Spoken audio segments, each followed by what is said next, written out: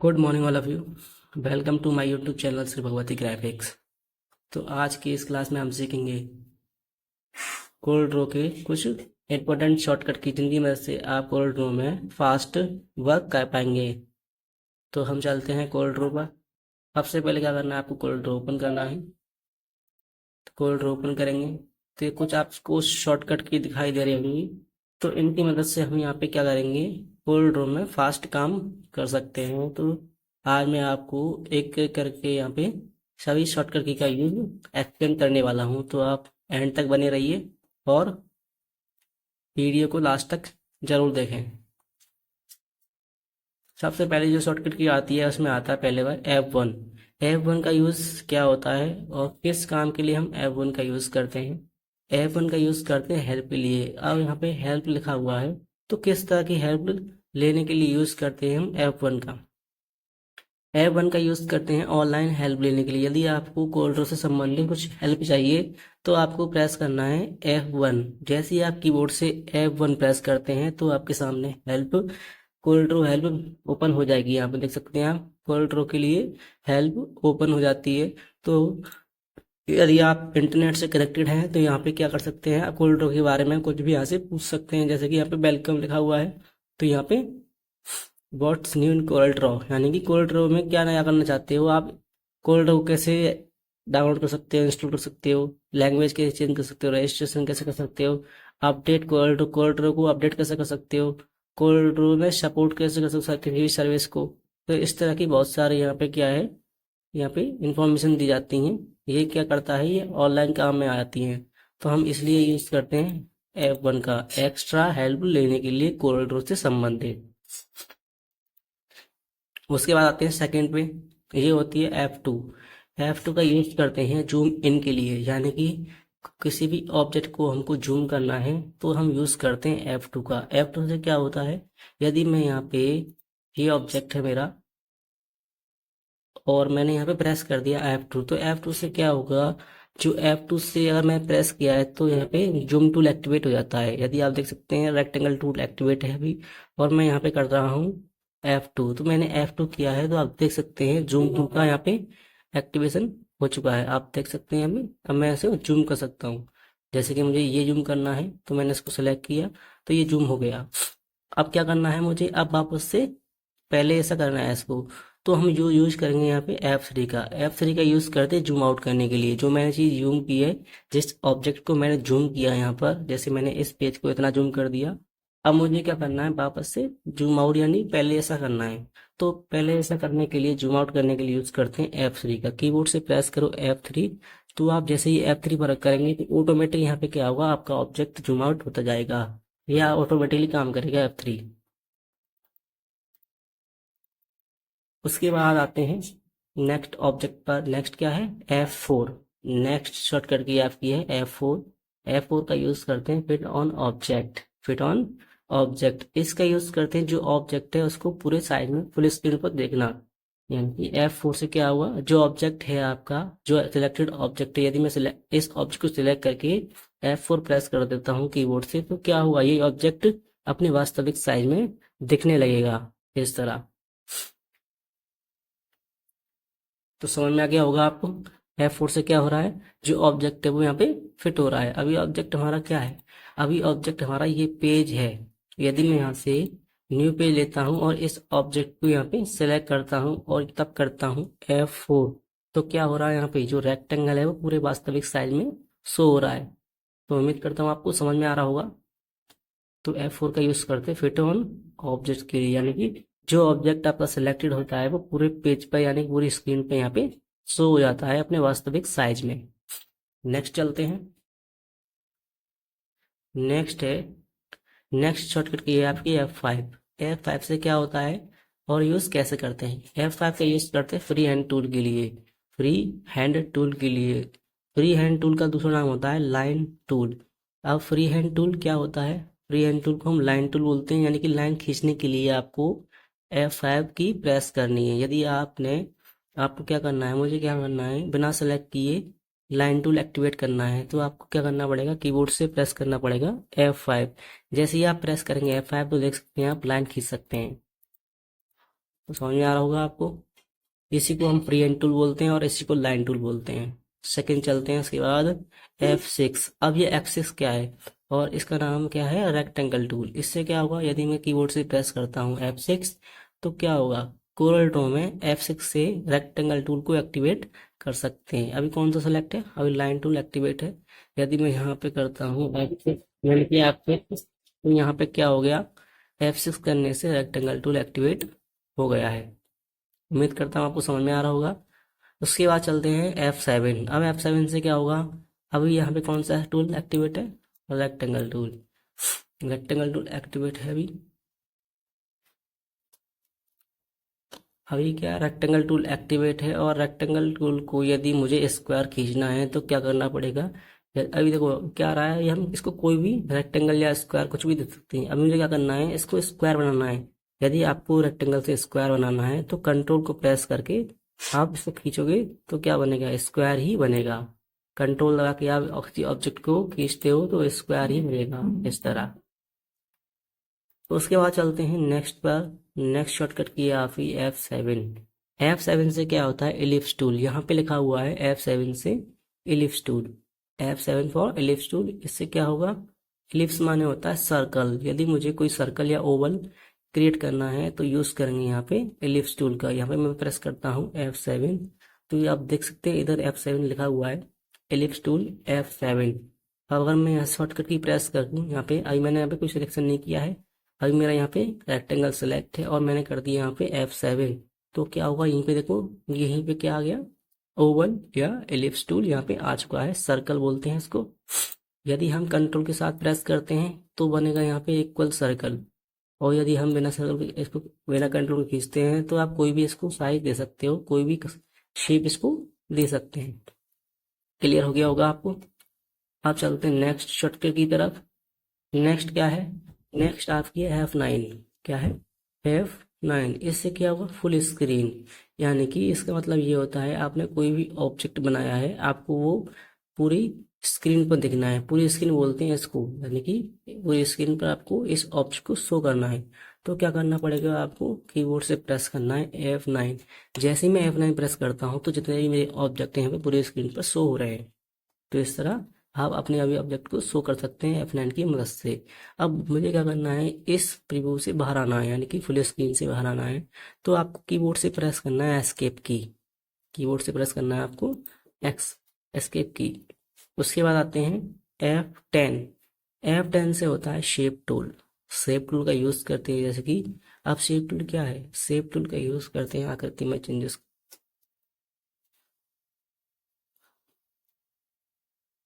Shape tool की मदद से हम किसी भी ऑब्जेक्ट को यहाँ पे किसी भी शेप में चेंज कर सकते हैं। तो जैसे मैंने यहाँ पे अभी क्या करना है, F10 करना है। कीबोर्ड से प्रेस किया मैंने F10 तो क्या है, शेप टूल सिलेक्ट हो चुका है, आप देख सकते हैं यहाँ पे।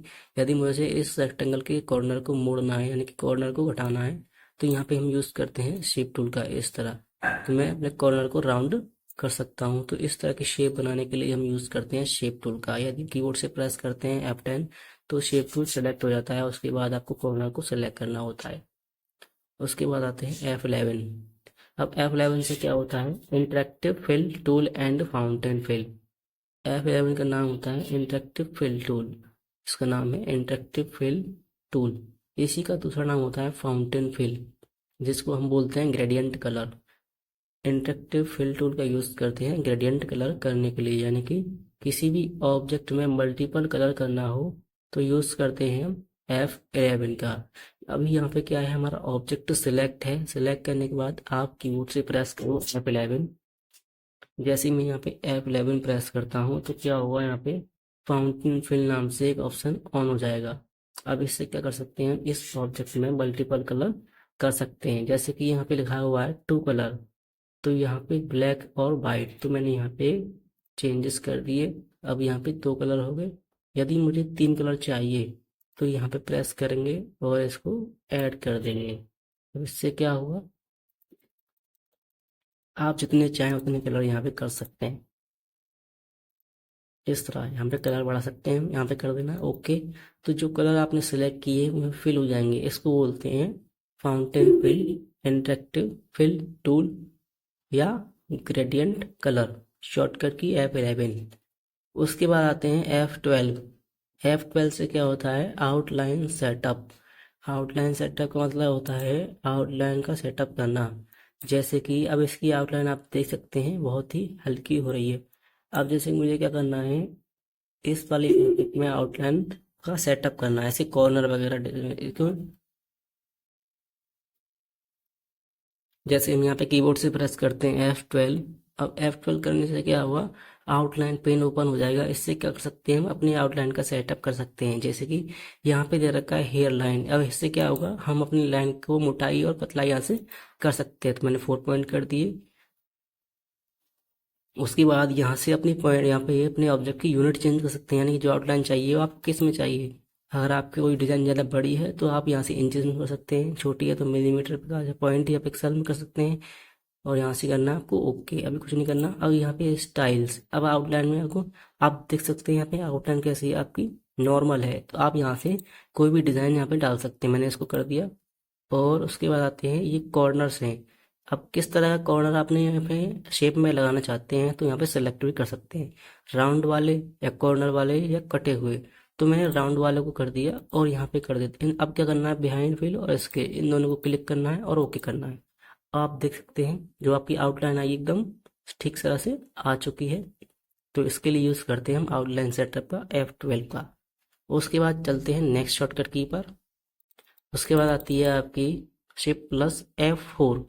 Shift+F4 का यूज़ करते हैं फिट ऑन विंडो के लिए। फिट ऑन विंडो के लिए यूज़ करते हैं F4 का। यदि आप कीबोर्ड से प्रेस करते हैं Shift+F4 तो जो आपका पेज है वो पूरी विंडो पर अप्लाई हो जाता है, पूरी विंडो पर फिट हो जाता है। Shift+F4 करने से आपका पूरा पेज जो है वो एक साथ दिखने लगेगा। इसका यूज़ करते हैं फिट ऑन विंडो के लिए Shift+F4। उसके बाद आते हैं left click. Left click fill colour, और लेफ्ट क्लिक का यूज़ करते हैं फिल कलर के लिए। यदि मैं यहाँ पे इधर कलर प्लेट में राइट साइड में, ये आपको दिख रही होंगी यहाँ पे, इसको हम कलर प्लेट बोलते हैं, कलर प्लेट। अगर मैं इस पे किसी भी ऑब्जेक्ट को सिलेक्ट करने के बाद मैं यहाँ पर किसी भी कलर पे लेफ्ट क्लिक करता हूँ तो वो कलर इसमें फिल हो जाएगा, इसलिए बोलते हैं इसको लेफ्ट क्लिक फिल कलर। उसके बाद आते हैं राइट क्लिक। अब ये है आउटलाइन कलर। अब मुझे क्या करना है, आउटलाइन मेरी ब्लैक कलर की है लेकिन मुझे कलर चेंज करना है। तो क्या करना है, यहाँ पे आपको राइट क्लिक, किसी भी कलर पे आप राइट क्लिक करोगे तो वो चेंज हो सकती है, यहाँ पे चेंज हो जाएगी। देख सकते हैं आप, यहाँ पे चेंज हो चुकी है। जब मैं किसी भी कलर पे राइट क्लिक करता हूँ तो यहाँ पे आउटलाइन चेंज हो रही है। उसके बाद चलते हैं स्पेस बार। अब स्पेस बार से क्या होगा, यदि मुझे पिक टूल सेलेक्ट करना है, हम पिक टूल बोलते हैं इसको, ये मुझे सेलेक्ट करना है। मान लो मैंने इसको सेलेक्ट कर रखा है, पिक टूल सेलेक्ट करना है आपको, तो पिक टूल सेलेक्ट करने के लिए स्पेस बार को दबा सकते हैं। स्पेस बटन को ही स्पेस बार बोलते हैं, कीबोर्ड की सबसे बड़े बटन होती है। आप उसको प्रेस करेंगे तो आप देख सकते हैं यहाँ पे पिक टूल सेलेक्ट हो चुका है। उसके बाद आते हैं नेक्स्ट टूल पर। नेक्स्ट क्या है आपका, नेक्स्ट आपका है कंट्रोल डी। कंट्रोल डी का यूज़ करते हैं डुप्लीकेट के लिए। यदि मैंने ऑब्जेक्ट को सिलेक्ट करके कंट्रोल डी प्रेस कर दिया तो क्या होगा, वो ऑब्जेक्ट आपका डुप्लीकेट हो जाएगा इस तरह। तो दो ऑब्जेक्ट हो चुके हैं। कंट्रोल डी का यूज़ करते हैं डुप्लीकेट करने के लिए। उसके बाद आता है कंट्रोल आई। कंट्रोल आई का यूज़ करते हैं इंपोर्ट के लिए। अब कंट्रोल आई से होगा क्या, क्या इंपोर्ट हो सकता है कंट्रोल आई से, तो कोरल ड्रॉ में हम डिज़ाइन बनाते समय हमको फ़ोटो की ज़रूरत पड़ती है, तो इमेज लेने के लिए यूज़ करते हैं हम कंट्रोल आई का। इमेज को कोरल ड्रॉ में लाने के लिए यूज़ करते हैं कंट्रोल आई का। जैसे मैंने कीबोर्ड से प्रेस कर दिया कंट्रोल के साथ आई तो आपका क्या होगा, यहाँ पे फोल्डर ओपन हो जाएगा इमेज वाला। आपको इमेज लेनी है, सिंपली आप सेलेक्ट करेंगे और यहाँ पे इंपोर्ट कर सकते हैं। इंपोर्ट करने के बाद सिंपली आपको इस तरह ड्रैग करना है तो आपके सामने इमेज ओपन हो जाएगी। तो समझ के होंगे आप, कंट्रोल आई का यूज़ करते हैं इंपोर्ट के लिए, आप इमेज ला सकते हैं। उसके बाद आते हैं पी। पी का यूज़ करते हैं सेंटर ऑफ पेज के लिए, यानी कि अब सेंटर ऑफ पेज क्या है, अगर मैंने इस ऑब्जेक्ट को सिलेक्ट कर रखा है और मैंने कीबोर्ड से पी प्रेस कर देता हूँ तो ये ऑब्जेक्ट क्या होगा, पेज के सेंटर में आ जाएगा, यानी कि पेज के बीचों बीच आ जाएगा। जैसे मैंने पी प्रेस किया, अब देख सकते हैं आप ये ऑब्जेक्ट यहाँ से उठकर बीचों बीच आ चुका है। किससे आया, ये पी प्रेस करने से। उसके बाद आते हैं टी। अब टी से क्या होगा, ओनली टी प्रेस करोगे तो आपका टॉप अलाइनमेंट अप्लाई हो जाएगा। कैसे कैसे अप्लाई होगा, आप देखो क्या करना है। यदि अगर मुझे सिंपली आप एक ऑब्जेक्ट को प्रेस करके, सिंपली आप एक ऑब्जेक्ट को सिलेक्ट करके कंट्रोल सिर्फ टी प्रेस करते हैं तो इससे आपका अलाइनमेंट अप्लाई नहीं होगा। अप्लाई अप्लाई कैसे होगा, तो आप देख सकते हैं यहाँ पे दो ऑब्जेक्ट हैं। अब ये वाला जो ऑब्जेक्ट है मुझे क्या करना है, ये वाला ऑब्जेक्ट मुझे इसके, ये वाला ऑब्जेक्ट इस वाले शेप में सबसे टॉप में रखना है। तो कैसे लाएंगे इसको, सबसे पहले तो आपको क्या करना है, जो ऑब्जेक्ट आपको जिस वाले शेप में लाना है सबसे पहले इसको सिलेक्ट करेंगे, उसके बाद शिफ्ट दबा के दूसरे ऑब्जेक्ट को सिलेक्ट करेंगे। दोनों सेलेक्ट होने के बाद आपको प्रेस करना है टी। जैसे ही आप प्रेस करोगे टी तो आपका जो है यहाँ पे टॉप में आ जाएगा, टॉप में आ चुका है। अब आप देख सकते हैं कि ये पीछे आ रहा है। अब आगे आपको आगे लाने के लिए क्या करना है, आपको आगे लाने के लिए सिंपली कीबोर्ड से प्रेस करना है कंट्रोल के साथ पेज अप। कंट्रोल के साथ पेज अप बटन प्रेस करेंगे तो ये ऑब्जेक्ट आगे आ जाएगा। अब ये ऊपर तो आ चुका है, यानी कि टी का यूज हम सीख चुके हैं टॉप अलाइनमेंट के लिए, टॉप में आ चुका है ये। अब आते हैं लेफ्ट, अब लेफ्ट अलाइनमेंट यूज करेंगे यहाँ पे। अब ये वाला ऑब्जेक्ट हमको यहाँ पे चाहिए तो उसको कैसे लाएंगे, सिलेक्ट तो कर रखा है आपने, अब शिफ्ट दबा के इस वाले ऑब्जेक्ट को सिलेक्ट करेंगे, फिर उसके बाद प्रेस करेंगे एल। जैसे ही आप एल प्रेस करोगे तो ये लेफ्ट साइड में आ जाएगा, लेफ्ट साइड में आ गया है। अब आपको जैसे ही आर प्रेस करोगे तो राइट साइड में आ जाएगा, तो मैंने आर प्रेस किया तो राइट साइड में आ गया। अब मुझे क्या करना है, बॉटम, बॉटम माने होता है नीचे, यानी कि अब ये वाला ऑब्जेक्ट नीचे चाहिए तो आपको प्रेस करना है बी। जैसे ही आप बी प्रेस करोगे तो ये बॉटम में आ जाएगा। उसके बाद है ई, ई का यूज़ करते हैं सेंटर अलाइन वर्टिकली, यानी कि अब मुझे क्या चाहिए, ये वाला ऑब्जेक्ट यहाँ पे चाहिए, इधर इधर चाहिए या इधर चाहिए या इधर चाहिए, तो हम यूज़ करेंगे यहाँ पे ई का। यहाँ पे ई प्रेस करते हैं तो ये यहाँ पे सेंटर में आ जाता है, ये वर्टिकली सेंटर होता है और ये होता है हॉरिजॉन्टली सेंटर। अब मुझे क्या करना है, यहाँ पे सी का यूज़ सीखने के लिए आपको क्या करना है, सेंटर अलाइन हॉरिजॉन्टली। अब मुझे क्या करना है, जैसे मैं सी प्रेस करता हूँ तो ये ऑब्जेक्ट यहाँ पे आ जाएगा सेंटर में। जैसे मैंने प्रेस किया सी तो यहाँ पे सेंटर में आ चुका है। तो उम्मीद करता हूँ आप सीख चुके होंगे शॉर्टकट कीज अलाइनमेंट कैसे यूज़ करना है। उसके बाद चलते हैं नेक्स्ट शॉर्टकट की पे। नेक्स्ट शॉर्टकट की क्या है आपकी, नेक्स्ट शॉर्टकट की है प्लस और राइट क्लिक। अब प्लस और राइट क्लिक से क्या होगा, ये दोनों ही शॉर्टकट कीज अलग अलग यूज होंगी। प्लस दबाओगे आप किसी भी ऑब्जेक्ट को सेलेक्ट करके, अगर आप प्लस दबाते हैं तो क्या होगा, वो ऑब्जेक्ट डुप्लीकेट हो जाएगा। किसी भी ऑब्जेक्ट को सिलेक्ट करके आप नंबर पैड से प्लस दबाते हैं तो ऑब्जेक्ट क्या होगा, डुप्लीकेट हो जाएगा। उसके बाद है राइट क्लिक, और राइट क्लिक से क्या है, राइट क्लिक से भी आप अपने ऑब्जेक्ट को डुप्लीकेट कर सकते हैं। कैसे करेंगे, जैसे कि अब मुझे क्या करना है, इन दोनों ऑब्जेक्ट को सेलेक्ट किया, इन दोनों को डुप्लीकेट करना है। तो कैसे करेंगे, पहले क्या करना है, आपको लेफ्ट क्लिक से इसको उठाना है और उसके बाद राइट क्लिक कर देनी है आपको। तो क्या होगा, ये दोनों ऑब्जेक्ट डुप्लीकेट हो जाएंगे। उसके बाद आते हैं कंट्रोल प्लस एल।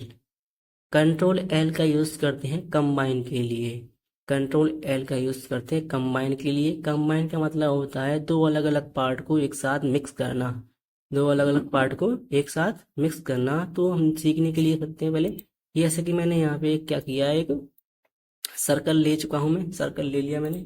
अब इस सर्कल के पॉइंट को मैंने उठा के यहाँ पे रखा और इसको थोड़ा इस तरह घुमा दिया। अब हमने क्या किया, इसको थोड़ा इस तरह इसमें डिजाइन बना दी इसकी। अब मुझे क्या करना है, अब आप देख सकते हैं ये बहुत सारे सर्कल हैं और इन सर्कल के बीचों बीच कुछ, सभी सर्कल एक दूसरे को काट रहे हैं आपस में। तो जो सर्कल आपस में सभी को काट रहे हैं तो वो क्या होगा, एक खाली हिस्सा बना देंगे। तो इसको क्या करेगा, अगर यदि मैं इसको सेलेक्ट करके कंट्रोल एल करता हूँ तो ये सभी पार्ट क्या होगा, आपस में ज्वाइंट हो जाएंगे। कंट्रोल एल प्रेस किया तो ये आपस में ज्वाइंट हो चुके हैं और मैंने इसमें कलर किया तो इस तरह एक नई डिजाइन बन जाती है। समझ में आ गया होगा आपको, इस तरह।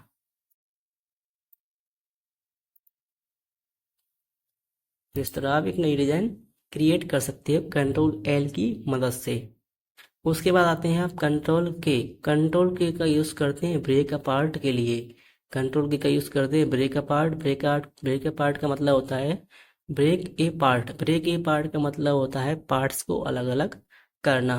जैसे कि अब मुझे सेलेक्ट किया मैंने, यदि मैं यहाँ पे कंट्रोल के कर देता हूँ तो ये क्या होगा, कंट्रोल के से ही सभी पार्ट अलग अलग हो जाएंगे, वापस पहले जैसे हो जाएंगे। देख सकते हैं आप, ये सभी पार्ट अलग अलग हो चुके हैं। कंट्रोल एल का यूज़ करते हैं कंबाइन यानी जॉइंट करने के लिए, सभी पार्ट को एक साथ मिक्स करने के लिए। कंट्रोल के का यूज़ करते हैं जो पार्ट हमने मिक्स किए हैं उनको वापस अलग अलग करने के लिए, सभी पार्ट्स को अलग अलग करना है तो ब्रेक के पार्ट का यूज़ करेंगे। आप देख चुके हैं मैंने किस तरह किया था। उसके बाद आते हैं control R repeat. Control R repeat, अब रिपीट का यूज़ क्या होता है, अब जैसे कि मुझे क्या करना है, जैसे कि मैंने इसको सिलेक्ट किया और इसके सेंटर पॉइंट को नीचे की ओर रख दिया। अब मुझे क्या करना है, इसको क्या करना है, एक स्टेप मैंने इसको लेफ्ट क्लिक से उठाया और यहाँ पे कर दिया मैंने राइट क्लिक, डुप्लीकेट कर दिया। अब जो स्टेप मैंने डुप्लीकेट किया है, अगर मैं यहाँ पे कंट्रोल आर करता हूँ तो वो स्टेप बार बार रिपीट होता जाएगा, इस तरह वो स्टेप यहाँ पे रिपीट हो जाएगा। तो आप समझ गए होंगे रिपीट का, कंट्रोल आर का यूज़ किस लिए करते हैं, रिपीट का यूज़ रिपीट करने के लिए। अपने जो भी आपने एक कमांड दी है उसी कमांड को रिपीट करने के लिए यूज़ करते हैं कंट्रोल आर का। तो कंट्रोल आर कर दिया मैंने, यदि मैं यहाँ पे कंट्रोल एल प्रेस करता हूँ तो यहाँ पे ये ऑब्जेक्ट कंबाइन होकर एक नई डिजाइन को क्रिएट कर देंगे। तो देख सकते हैं यहाँ पे नई डिजाइन बन चुकी है। तो आप इतना सीख चुके हैं रिपीट तक। अब आप रिपीट कर, अब क्या करना है, लास्ट में आती है एक शॉर्टकट की कंट्रोल प्लस ई। कंट्रोल ई का यूज करते हैं एक्सपोर्ट के लिए।